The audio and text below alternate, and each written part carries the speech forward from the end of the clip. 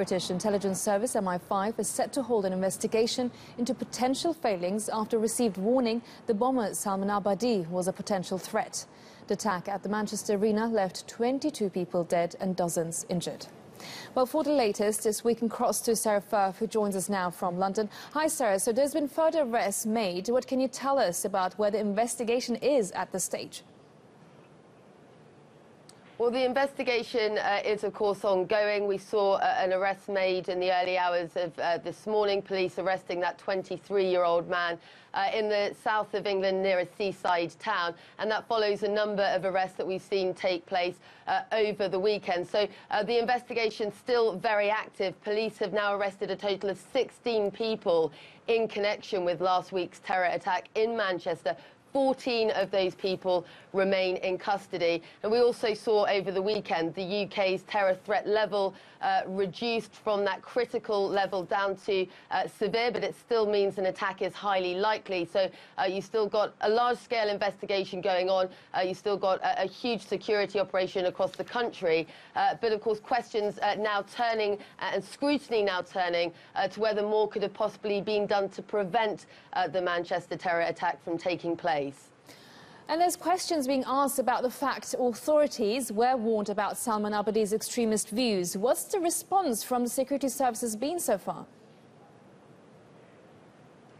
Well, the security service MI5 is going to hold a public inquiry into how it dealt with public information concerning Salman al-Abadi, the Manchester bomber's possible extremist views. It's thought authorities were warned at least 3 times about Salman al-Abadi. So very serious questions being asked about that. We've already heard today, this morning, from the UK Home Secretary answering questions about this and about other counter-terror measures that it's felt possibly weren't being used effectively enough. There's some questions over something called temporary exclusion orders. This was a power that was brought in 2015, and it's supposed to be a measure by which people suspected of fighting abroad, British citizens, could be refused from entry into the UK for up to 2 years.